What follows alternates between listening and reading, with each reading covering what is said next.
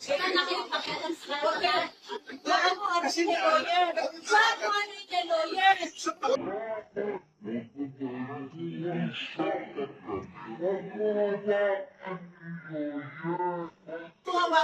You better go back to them and have the legal. I am a citizen of this country, a former president, and you show me a piece of paper and you're asking me to go with you.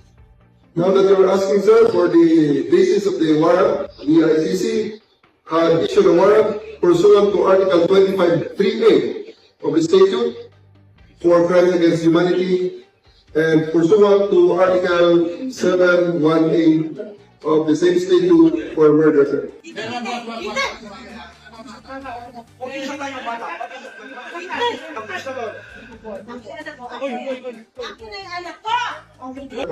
You have to kill me to bring me to Hague.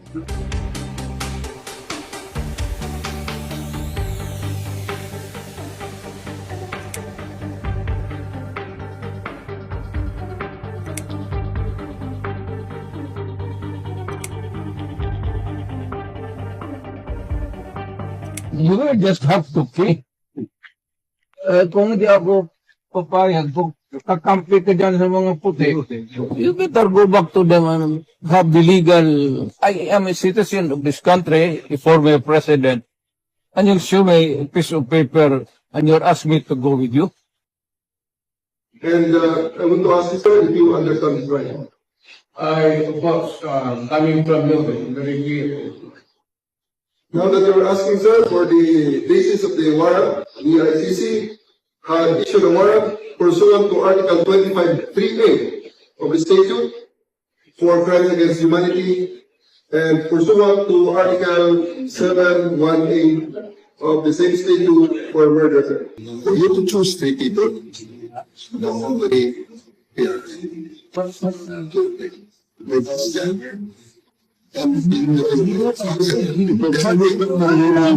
Chartered by Chartered flight from... So we need our president. Sir, we need to know who's information where you are bringing. Wala sa pay grade ko yun, ma'am. Article 59. Bakit hindi yan magawa-gawa? Sorry, you That's precisely the point that I'm saying. Ano That's yung precisely naman yan? what I'm saying. Please, bawal The right to counsel is something that has to be observed and Huwag respected. kayong umawa ko. Sila nakipakialam sa lawyer. Wala mo ano ni lawyer. Wala mo ano ni lawyer. Huwag na tayo uusap kami. Huwag mo hawakan ni lawyer. Huwag mo hawakan.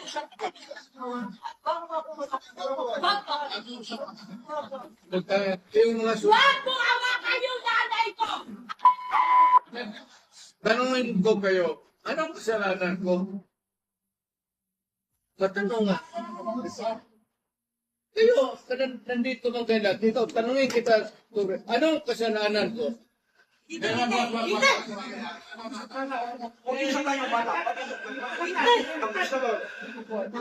Akin na yung anak ko!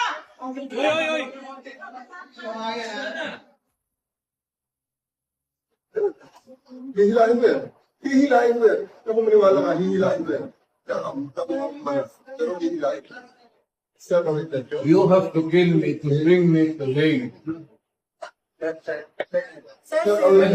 Ang anak mo pupunta dito. Yes, sir. Hindi pa masukin, sir. Hindi ninyo, ikaw, Yes, sir. hindi mo Upon my order. pinipili mo pinapatok. Yes, sir. Upon my order, sir.